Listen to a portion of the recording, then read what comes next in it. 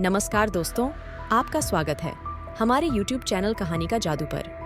आज हम आपको एक अत्यंत रोचक और शिक्षाप्रद कहानी के साथ लेकर आए हैं, सिंहासन बत्तीसी, भाग 14। दोस्तों, आज हम आपको 14वीं पुतली सुनैना, हिंसक सिंह का शिकार की एक रोमांचक कहानी के बारे में बताएंगे। तो बिना किसी देरी के शुरुआत करते हैं। 14वीं पुतली सुनैना ने जो कथा की वह इस प्रकार है। राजा विक्रमादित्य सारे नृपोचित गुणों के सागर थे। उन जैसा न्यायप्रिय, दानी और त्यागी और कोई न था। इन नृपोचित गुणों के अलावा उनमें एक और गुण था। वे बहुत बर्डीढ़े शिकारी थे तथा निहत्थे भी हिंसक से हिंसक जानवरों का वध कर सकते थे। उन्हें पता चला कि एक हिंसक सिंह बहुत उत्पात मचा रहा है और कई लोगों का भक्षण कर चुका है। इसलिए उन्होंने उस सिंह के शिकार की योजना बनाई और आखेट को निकल पड़े। जंगल में घुसते ही उन्हें सिंह दिखाई पड़ेढ़ा और उन्होंने सिंह के पीछे अपना घोड़ा डाल दिया। वह सिंह कुछ दूर पर एक घनी झाड़ी में घुस गया। राजा घोड़े से कूदे और उस सिंह की तलाश करने लगे। अचानक सिंह उन पर झपटा तो उन्होंने उस पर तलवार का वार किया। झाड़ी की वजह से वार पूरे जोर से नहीं हो सका, मगर सिंह घायल होकर दहाड़ा और पीछे हटकर घने वन में गायब हो गया। वे सिंह के पीछे इतनी तेजी से भागे कि अपने साथियों से काफी दूर निकल गए। सिंह फिर झाड़ियों में छुप गया। राजा ने झाड़ियों में उसकी खोज शुरू की। अचानक उस शेर ने राजा के घोड़े पर हमला कर दिया और उसे गहरे घाव दे दिए। घोड़ा भय और दर्द से हिनहिनाया तो राजा पलटे। घोड़े के घावों से खून का फव्वारा फूट पड़ी। राजा ने दूसरे हमले से घोड़े को तो बचा लिया, मगर उसके बहते खून ने उन्हें चिंतित कर दिया। वे सिंह से उसकी रक्षा के लिए उसे किसी सुरक्षित जगह ले जाना चाहते थे, इसलिए उसे लेकर आगे बढ़े। उन्हें उस घने वन में दिशा का बिल्कुल ज्ञान नहीं रहा। एक जगह उन्होंने एक छोटी सी नदी बहती देखी। वे घोड़े को लेकर नदी तक आए ही थे कि घोड़े ने रक्त अधिक बह जाने के कारण दम तोड़ दिया। उसे मरता देख राजा दुख से भर उठे।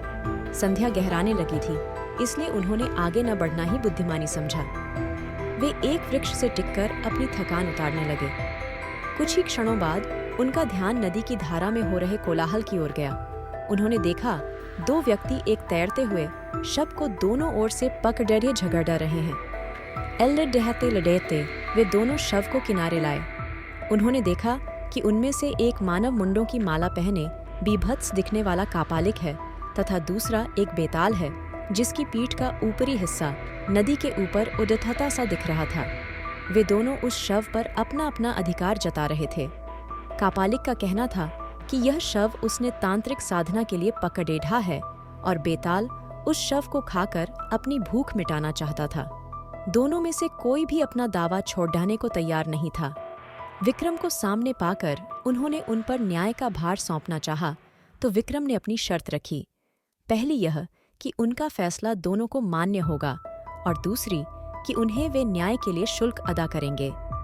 कापालिक ने उन्हें शुल्क के रूप में एक बटुआ दिया जो चमत्कारी था तथा मांगने पर कुछ भी दे सकता था। बेताल ने उन्हें मोहिनी काष्ठ का टुकड़ा दिया जिसका चंदन घिस कर लगाकर अदृश्य हुआ जा सकता था। उन्होंने बेताल को भूख मिटाने के लिए अपना मृत घोड़ा दे दिया तथा कापालिक को तंत्र साधना के लिए शव। इस न्याय से दोनों बहुत खुश हुए तथा संतुष्ट होकर चले गए। रात घिर आई थी और राजा को जोरों की भूख लगी थी, इसलिए उन्होंने बटुए से भोजन मांगा। तरह तरह के व्यंजन उपस्थित हुए और राजा ने अपनी भूख मिटाई। फिर उन्होंने मोहिनी काष्ठ के टुकड़े को घिसकर उसका चंदन लगा लिया और अदृश्य हो गए। अब उन्हें किसी भी हिंसक वन्य जंतु से खतरा नहीं रहा। अगली सुबह उन्होंने काली द्वारा प्रदत्त दोनों बेतालों का स्मरण किया तथा अपने राज्य की सीमा पर पहुंच गए। उन्हें महल के रास्ते में एक भिखारी मिला जो भूखा था। राजा ने तुरंत कापालिक वाला बटुआ उसे दे दिया ताकि जिंदगी भर उसे भोजन की कमी न हो। तो यह रही हमारी आज की कहानी, सिंहासन बत्तीसी, भाग 14 सुनैना, हिंसक सिंह का शिकार। अगर आपको यह वीडियो पसंद आया हो तो लाइक करें, शेयर करें और हमारे चैनल को सब्सक्राइब करना न भूलें। अब हम मिलते हैं अगले वीडियो 14वीं पुतली भाग 15 सुंदरवती। राजा की हर चीज प्रजा के हित के लिए। सिंहासन बत्तीसी की आगे की कहानी में मिलेंगे। तब तक के लिए धन्यवाद।